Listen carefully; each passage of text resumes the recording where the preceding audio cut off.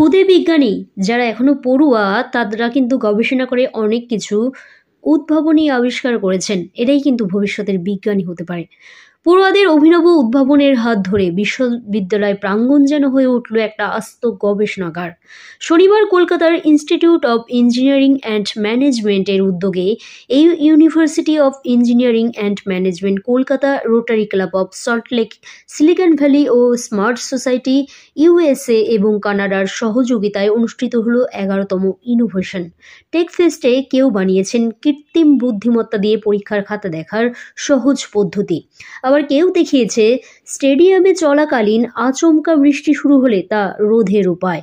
ড্রোনের সাহায্যে গ্যাস ভরবার পদ্ধতিও যেমন উঠে এসেছে, বাদ যায়নি রোবট চালিত সারমেয়র একসঙ্গে একাধিক কাজ করার ক্ষমতা প্রদর্শনও। চিরাচরিত ধারা অনুযায়ী উদ্ভাবন ও নতুনত্বের প্রকাশ ছাড়া পৃথিবীর কোনো প্রতিযোগিতায় এগিয়ে যাওয়া কিন্তু সম্ভব নয়। আর সেই প্রবাদকেই উপলক্ষ করে IEMA আয়োজিত এই টেক ফেস্টে অংশ নেয় বিভিন্ন স্কুল, কলেজ ও বিশ্ববিদ্যালয়ের পড়ুয়ারা। উপস্থিত সকলের সামনে হাতে কলমে শতাধিক মডেলের কার্যক্রিয়া প্রদর্শন করে ক্ষুদে বিজ্ঞানীরা। বিশেষভাবে নজর কাড়ে কৃত্রিম বুদ্ধিমত্তা ও রোবট চালিত মডেলগুলি। এছাড়াও কয়েকটি স্টলে নিজেদের মডেল নিয়ে হাজির ছিল বিশেষভাবে সক্ষম পড়ুয়ারাও। শম্পার রিপোর্ট।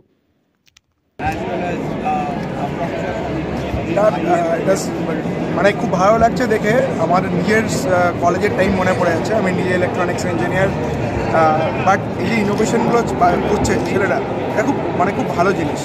মানে এটা ডাউন দ্য লাইন ওদেরকেও হেল্প করবে to come up with lot of new companies.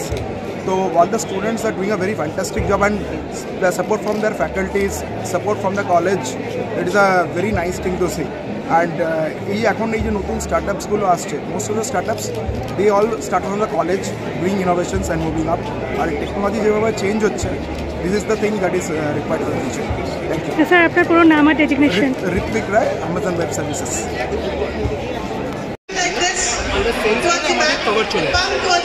যেই বৃষ্টিটা সরে যাবে, জলটা সরে গেলে একবার কভারটা অটোমেটিক নিচে।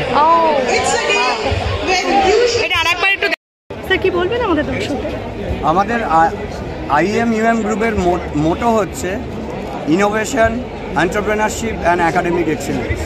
সেই মোটোকে সামনে রেখে, যে মোটো আমাদের director, founder, president doctor Satyajit Chakraborty আজ থেকে 35 বছর আগে এস্টাবলিশ করেছিলেন, যেটা আমাদের বর্তমান ডিরেক্টর ডক্টর সত্যজিৎ চক্রবর্তী এগিয়ে নিয়ে যাচ্ছেন, তাদেরই ভাবধারায় আমরা 11 বছর আগে একটা পরিকল্পনা করেছিলাম এবং আমরা বুঝেছিলাম যে শুধুমাত্র চাকরি কোনো কোম্পানির থেকে নিয়ে দেশের প্রগতি করা সম্ভব না। দেশের প্রগতি করতে গেলে সেখানে দরকার proper innovation and entrepreneurship activity, এবং সেই ধারাকে বয়ে নিয়ে যাওয়ার জন্যই আমাদের এই উদ্যোগ, এবং যেটা উত্তরোত্তর বৃদ্ধি পাচ্ছে। এবং আমাদের এবছর প্রায় 120-র ওপর প্রজেক্ট বিভিন্ন এখানে এক্সিবিট হচ্ছে, 70টার ওপর টেকনিক্যাল পোস্টার আছে। তারপর আমাদের 7টা hackathon, generative AI, artificial intelligence, machine learning, সমস্ত আপকামিং রোবোটিক সমস্ত জিনিসের ওপর, এবং দেশ বিদেশ থেকে কেউ ফিজিক্যালি কেউ অনলাইন এখানে জয়েন করছে। আর আমাদের সাফল্য যদি বলে, AI এর জন্য কি অনেকের কর্মসংস্থান থেকে কোনো ক্ষতি হতে চলেছে কি মনে করেন? এইটা অনেকের একটা ভুল ধারণা আছে যে AI বোধহয় অনেকের কর্মসংস্থান নষ্ট করে দেবে, কিন্তু আমি বলবো যে না, AI কর্মসংস্থান নষ্ট করে দেবে না। এই কারণ AI এখন একটা নতুন দিশা দেখাচ্ছে আমাদের। যদি আপনি প্রগতিটা দেখেন, তাহলে মোবাইল একসময় ছিল না, মোবাইল এসছে। মোবাইল কি লোকের কোনো মানে মানুষের মধ্যে অ্যাটাচমেন্ট বলুন বা কর্মসংস্থান কিছু কমিয়ে দিয়েছে? একটা জব আর একটা জবে শিফট করছে। আমাদের এখানে উদ্দেশ্য হচ্ছে যে আমরা পরিবর্তনটাকে অ্যাকসেপ্ট করতে হবে এবং পরিবর্তনের সাথে সাথে নিজেকে আপগ্রেড করতে হবে। একটা কথা মনে রাখবেন, মানুষ AI বানিয়েছে, AI কিন্তু মানুষকে বানায়নি। আপনার পুরো নাম? আমার নাম প্রফেসর ডক্টর প্রবীর কুমার দাস। আমি ফ্যাকাল্টি হেড ইভেন্টেড এবং হেড অফ সল্টলেক।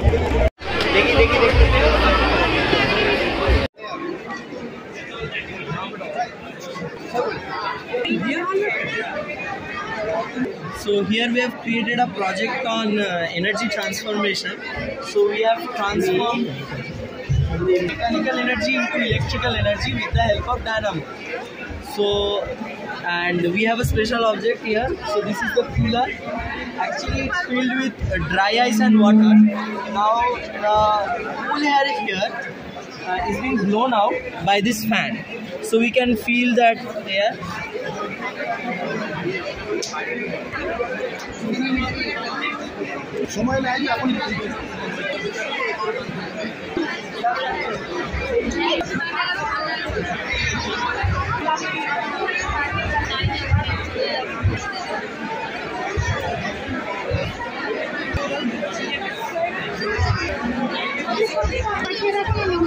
কারণ আমিও বেরিয়ে